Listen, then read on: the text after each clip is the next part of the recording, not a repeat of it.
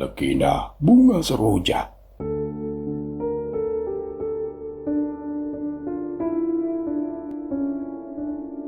Ayahanda, lihatlah bunga-bunga di taman istana hari ini mekar dengan begitu indahnya. Seru seorang gadis dengan suara riang. Langkahnya riang menyusuri jalan setapak yang diapit hambaran bunga berwarna-warni.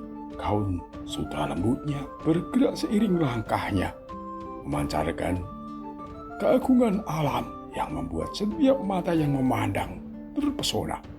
Dialah Putri Kemuning Permata Hati, Raja Mahkota Alam. Raja Mahkota Alam, seorang pria dengan wajah teduh yang memancarkan kebijaksanaan, tersenyum lembut menatap putrinya.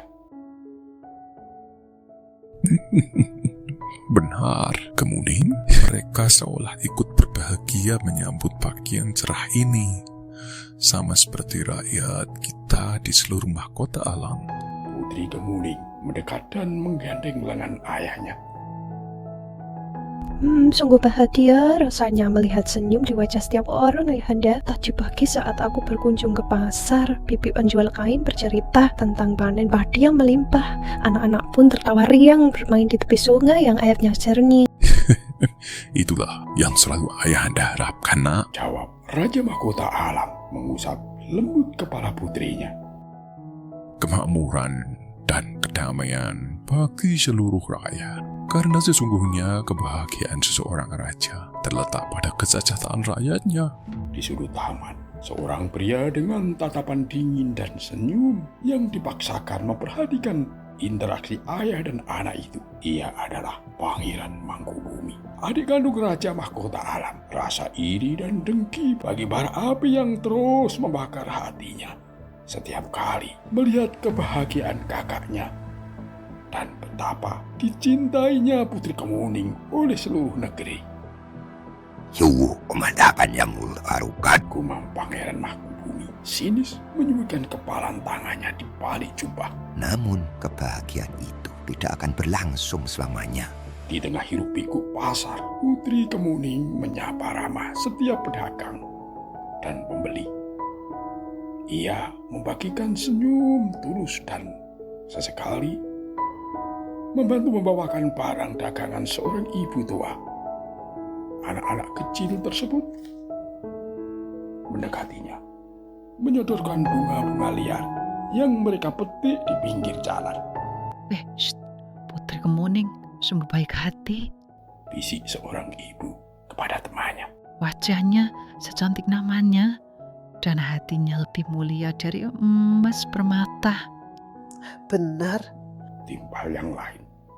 kita semua beruntung memiliki raja yang bijaksana dan seorang putri yang begitu peduli pada rakyat. Tanpa mereka sadari, bayangan gelap telah mulai menyelimuti kedamaian mahkota alam. Benih-benih pengkhianatan diam-diam disemai oleh Pangeran Mangkubumi yang hatinya telah dibutakan oleh ambisi kekuasaan. Beberapa bulan berikutnya, malam itu angin bertiup kencang, menggoyangkan pepohonan di sekitar istana. Di dalam kamar peraduannya, Raja Mahkota Alam terbaring lemah. Beberapa hari terakhir, kesehatannya menurun drastis. Putri Kemuning dengan setia mendampingi ayahnya, menggenggam tangannya dan membisikkan kata-kata penyemangat. Ayahanda harus kuat. Ucap Putri Kemuning dengan mata berkaca-kaca. Rakyat mahkota alam masih membutuhkan Ayahanda. Raja Mahkota Alam tersenyum lemah. Anakku sayang, setiap makhluk yang bernyawa pasti akan kembali kepada Sang Pencipta. Dan terpenting adalah bagaimana kita meniji waktu yang diberikan dengan kebaikan dan kebijaksanaan. Di luar kamar raja, Pangeran Mangkubumi berkumpul dengan beberapa pejabat istana yang matanya berbinar-binar penuh keserakahan. Mereka adalah orang-orang yang mudah dijanjikan kekayaan dan kekuasaan. Saatnya telah tiba. bisik Pangeran Mangkubumi dengan suara serak. Raja semakin lemah. Kita harus bertindak cepat sebelum dia pulih atau sebelum rakyat menyadari niat kita. Dengan rencana yang telah tersusun rapi, mereka bergerak bagi bayangan kegelapan malam. Mereka menyebarkan fitnah keji tentang Raja Mahkota Alam, menuduhnya telah bersekongkol dengan musuh negeri dan menggelapkan harta kerajaan. Para penjaga istana yang setia dan jujur dibuat bingung dan terpecah belah oleh hasutan dan janji-janji palsu. Besokan harinya, ketika matahari belum sepenuhnya terbit, Pangeran Mangkubumi dan para pengikutnya memaksa masuk ke kamar raja. Mereka menarik paksa Raja Mahkota Alam yang lemah dari tempat tidurnya. Apa yang kalian lakukan? Teriak Putri Kemuning histeris, berusaha melindungi ayahnya. Diam kamu, putri pengkhianat. Bentak salah seorang pejabat yang telah berkhianat. Ayahmu telah terbukti bersalah. Raja Mahkota Alam menatap putrinya dengan tatapan penuh kesedihan dan penyesalan. Ia tahu bahwa ini adalah akhir dari kekuasaannya. Dalam hatinya, ia hanya berharap putrinya akan selamat. Dengan tuduhan palsu dan paksaan, Raja Mahkota Alam diasingkan ke sebuah tempat yang jauh dan terpencil. Putri Kemuning juga tak berdaya dan tak mengerti apa yang terjadi. Juga ikut difitnah. Mereka menuduhnya bersekongkol dengan ayahnya dan menjadi ancaman bagi kekuasaan yang baru direbut. Aku tidak bersalah. Ayahanda tidak bersalah. Tangis Putri Kemuning memecah keheningan istana. Ia meronta-ronta, berusaha melepaskan diri dari cengkraman para penjaga yang kini berpihak pada Pangeran Mangkubumi. Namun, suaranya tenggelam dalam hiruk-pikuk pengkhianatan. Tidak ada satu pun yang mau mendengarkannya. Pangeran Mangkubumi dengan senyum kemenangan yang mengerikan kini duduk di singgasana. Ia memerintahkan agar Putri Kemuning diasingkan ke sebuah rawa terpencil di ujung negeri, tempat di mana tidak ada seorang pun yang akan mendengar tangisannya. Perjalanan menuju rawa terasa panjang dan menyiksa bagi Putri Kemuning. Ia diikat dan dipaksa berjalan tanpa alas kaki, melewati hutan belantara yang gelap dan penuh duri. Air matanya terus mengalir, membasahi pipinya yang pucat. Ia tidak mengerti mengapa semua ini terjadi. Mengapa orang yang dulu tersenyum padanya kini begitu kejam. Akhirnya, ia tiba di tepi sebuah rawa yang luas dan sunyi. Pepohonan tinggi dan lebat mengelilinginya, menciptakan suasana yang mencekam. Udara terasa lembab dan dingin. Para pengawal yang mengantarnya segera melepaskan ikatannya dan meninggalkannya seorang diri tanpa belas kasihan. Putri Kemuning duduk lemas di atas sebuah batu besar di tepi rawa. Ia menatap permukaan air yang tenang, memantulkan wajahnya yang penuh kesedihan. Malam demi malam, ia menatap langit yang bertaburan bintang dan menangis. Ia merindukan ayahnya, istana yang dulu menjadi rumahnya, dan senyum tulus rakyatnya. Rasa kehilangan dan ketidakadilan menghimpit dadanya. Ya Tuhan. Bisiknya suatu malam di bawah sinar rembulan purnama yang menerangi rawa dengan cahaya peraknya. Aku tidak bersalah. Ayahanda juga tidak bersalah. Fitnah keji telah merenggut kebahagiaan kami. biarlah tubuhku menjadi saksi atas kebenaran. Jika aku suci dari fitnah ini, ubahlah aku menjadi sesuatu yang indah, sesuatu yang akan mengingatkan orang-orang tentang kebaikan dan keadilan. Ia bersujud di tepi rawa. Air matanya menetes membasahi tanah. Tiba-tiba, sebuah keajaiban terjadi. Dari tempat di mana air matanya jatuh, muncul tunas kecil berwarna hijau. Tunas itu tumbuh dengan cepat, mengeluarkan daun-daun lebar dan kokoh. Kemudian, perlahan dari tengah tunas itu muncul kelopak-kelopak putih, keunguan yang lembut dan harum.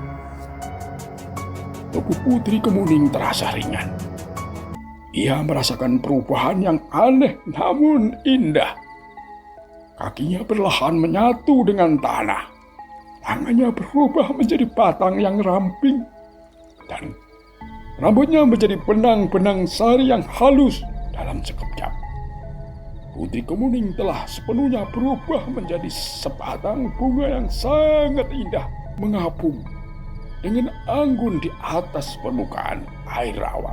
Bunga itu memancarkan keharuman yang lembut dan menenangkan. Kelopaknya yang berwarna putih keunguan tampak begitu suci dan mempesona. Orang-orang yang kemudian menemukan bunga itu menyebutnya bunga seroja. Sejak Pangeran Mangkubumi berebut tahta di mahkota alam, tidak lagi damai, keserakahan dan ketidakadilan merajalela. Sungai-sungai yang dulu jernih kini tercemar dan meluap, menyebabkan banjir yang merusak sawah dan ladang. Hasil panen menurun drastis dan rakyat hidup dalam kelaparan dan kesulitan. Para pejabat istana yang dulu menjilat Pangeran Mangkubumi kini hanya memikirkan keuntungan pribadi. Mereka menyalahgunakan kekuasaan, menarik pajak yang tinggi, dan membiarkan rakyat menderita tanpa sedikit pun rasa iba. Senyum dan tawa yang dulu menghiasi wajah penduduk mahkota alam kini telah digantikan oleh kerutan duka dan tatapan kosong penuh keputusasaan. Di tengah kesedihan dan kesulitan itu, seorang anak petani bernama Bima sedang bermain di tepi rawa yang terletak jauh dari keramaian kota. Ia adalah anak yang riang dan penuh rasa ingin tahu. Matanya tertuju pada sesuatu yang belum pernah ia lihat sebelumnya. Sebuah bunga yang sangat indah dengan kelopak berwarna putih keunguan yang mengapung dengan anggun di atas air. Wah, bunga apa ini? Cantik sekali. Rumah Bima takjub. Ia mendekati tepi rawa dan mengeluarkan tangannya untuk menyentuh kelopak bunga yang lembut itu. Tapi kenapa hanya ada satu? Malam itu, Bima tertidur lelap di gubuknya yang sederhana. Dalam tidurnya, ia bermimpi. Ia melihat seorang wanita cantik mengenakan jubah putih bersinar berdiri di tengah-tengah bunga seroja yang bermekaran. Wajah wanita itu tampak sedih namun penuh dengan ketenangan. Jangan takut, Nak. Suara wanita itu terdengar lembut bagai desiran angin. Aku adalah Putri Kemuning. Sampaikan pada rakyat mahkota alam bahwa aku tidak bersalah. Aku berubah menjadi bunga seroja karena pengkhianatan pamanku. Katakan kepada mereka untuk tidak kehilangan harapan dan terus mencari kebenaran. Bima terbangun dengan jantung berdebar kencang. Ia ingat dengan jelas wajah wanita dalam mimpinya. Ia yakin bahwa mimpi itu bukanlah bunga tidur belaka. Dengan keberanian seorang anak kecil yang memiliki hati yang tulus, Bima memutuskan untuk menceritakan mimpinya kepada orang-orang di desanya. Awalnya, orang-orang di desa Bima meragukan ceritanya. Namun Bima bersikeras dan terus menceritakan mimpinya dengan penuh semangat. Ia menggambarkan keindahan bunga soroja dan pesan yang disampaikan oleh wanita dalam mimpinya. Perlahan tapi pasti, kabar tentang bunga soroja yang ajaib dan mimpi sang anak petani mulai tersebar ke seluruh negeri. Orang-orang mulai mengingat kembali kebaikan Putri Kemuning dan keadilan Raja Mahkota Alam. Mereka mulai mempertanyakan kebenaran tuduhan yang dulu dilontarkan kepada mereka. Rasa penasaran membawa banyak orang untuk datang melihat langsung bunga soroja di rawa. Mereka terpesona oleh keindahannya dan merasakan kedamaian yang aneh di sekitarnya. Kisah tentang Putri Kemuning yang berubah menjadi bunga semakin dipercaya. Keberanian rakyat Mahkota Alam mulai tumbuh kembali. Mereka mulai berani berbicara dan menuntut keadilan atas kematian Raja Mahkota Alam dan pengasingan Putri Kemuning. Para pejabat yang korup dan serakah mulai merasa terancam. Akhirnya, pemberontakan rakyat tidak dapat lagi dibendung. Mereka berkumpul di depan istana, meneriakkan kebenaran dan menuntut pertanggungjawaban Pangeran Mangkubumi. Para penjaga istana yang dulu berkhianat kini berbalik arah, menyadari kesalahan mereka. Pangeran Mangkubumi yang merasa terpojok dan ketakutan akhirnya menyerah. Rasa bersalah dan penyesalan menghantuinya. Ia mengakui semua perbuatannya dan turun dari tahta. Sebagai permintaan maaf atas penderitaan yang telah dialami Putri Kemuning dan Raja Mahkota Alam, rakyat Mahkota Alam bergotong royong membangun sebuah taman yang indah di tengah rawa, tempat bunga soroja tumbuh. Mereka menanam berbagai macam bunga dan pepohonan yang rindang. Taman itu mereka beri nama Taman Kemuning sebagai penghormatan abadi untuk putri setia dan tulus. Hingga kini, bunga soroja masih mekar dengan indahnya di Taman Kemuning di berbagai rawa di negeri Melayu, terutama saat senja mulai menyapa. Kelopak-kelopaknya yang berwarna putih keunguan tampak begitu anggun memantulkan cahaya matahari yang mulai meredup. Keharumannya yang lembut selalu mengingatkan orang-orang akan kesucian hati Putri Kemuning. Bunga soroja telah menjadi lambang kesetiaan, kejujuran, dan kebenaran yang akan selalu muncul meskipun sempat tersembunyi oleh kegelapan. Kisah Putri Kemuning menjadi pelajaran berharga bagi seluruh mahkota alam dan generasi selanjutnya. Anak-anak yang bermain di Taman Kemuning seringkali duduk di tepi kolam, mengagumi keindahan bunga soroja. Para orang tua dengan sabar menceritakan kisah Putri Kemuning pada mereka, mengingatkan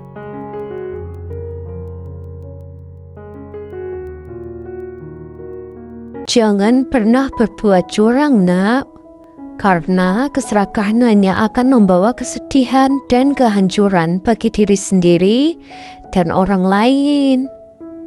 Jadilah seperti Putri Kemuning yang tetap memiliki hati yang baik dan tulus meskipun telah disakiti dan difitnah.